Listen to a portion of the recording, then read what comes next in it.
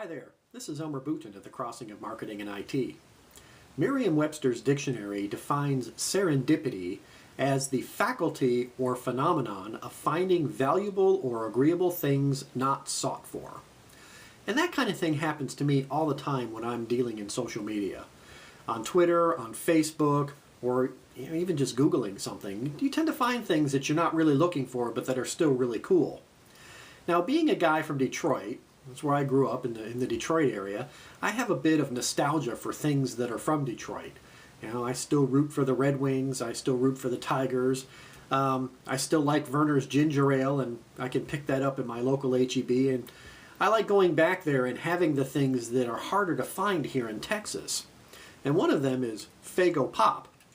Now I know down here in Texas we would call this soda, but this is from Michigan, so it's really pop.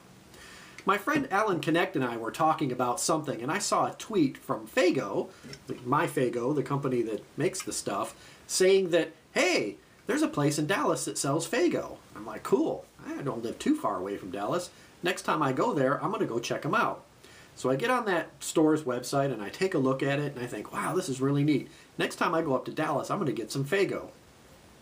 So then Alan and I start talking about it because Alan lives in Toronto and Faygo used to be available there and he used to drink it, so we started talking about how we used to enjoy Faygo and the commercials that they had back in the 70s and how much fun it was.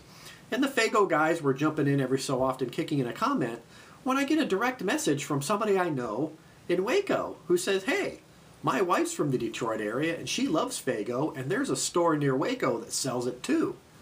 I'm all over this, right? I get out for lunch from work and I'm heading down to McGregor, Texas to go check the store out, and sure enough, there they had 12 packs of Faygo Rock and Rye. So I went and picked me up some, and I'm happy as a clam. This is great stuff.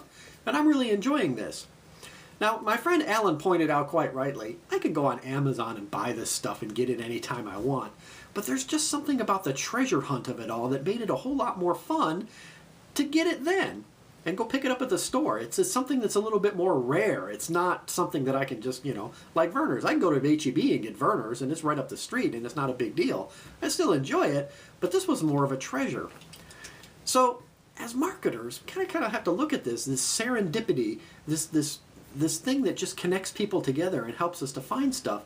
It's not something that you can define, and it's not something you can really just create. You know, it's like people who want to, they get this idea that they're going to go create a viral video. You know, a viral video is a 1 in a million, but what can you do every day to get out there and talk about your stuff so that this serendipity happens between people, between you as a marketer and customers and potential customers? That's something that's really important. And the thing that you got to get out there and be there. There's no way that if Faygo hadn't been talking about the store that stocks their stuff in Dallas, I wouldn't have been talking about it. Alan wouldn't have been talking about it. The guy in Waco wouldn't have been talking about it. I would have never known about this. Now granted, one 12-pack of pop is not going to make that big of a difference in their bottom line. But now that I know about it and I start talking about it and I start telling people, I know there's quite a few people from up north who live around here who like this stuff, who might want to go up to McGregor and pick some up. So, yeah, it may not be a big deal money-wise, but it is a big deal in word of mouth and getting things out there and in brand awareness. There's a lot of people that, like my kids, for instance, who very rarely get Faygo because we only go up to Michigan every so often, and now I can get it for them too. And they might go get it, and they might encourage their mom to go get it. Who knows? So, one thing that I would encourage you, if you're a marketer, don't look at social media as some kind of get-rich-quick scheme. I'm going to go out there and I'm going to create a Twitter account, or I'm going to get on Facebook and I'm going to make all kinds of money. There is an investment to be made.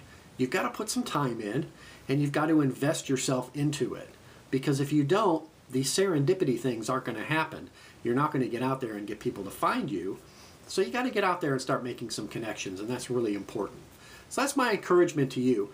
In 2011, if you haven't gotten into social media yet, start looking and making a plan and incorporating these social media tools like getting on Facebook and making YouTube videos and getting on Twitter as part of your overall marketing plan. Look at them as tools, not as some kind of, get rich, this thing's going to make me $1 million kind of thing. Look at them as a tool and start getting out there and getting known. You never know what's going to happen. Hey, the guys at Faygo sold a 12-pack because of it, right? Thanks very much. If you're interested in more things that I have to say about marketing and leadership and whatnot, please visit my website at www.crossingmarketingandit.com. Thanks.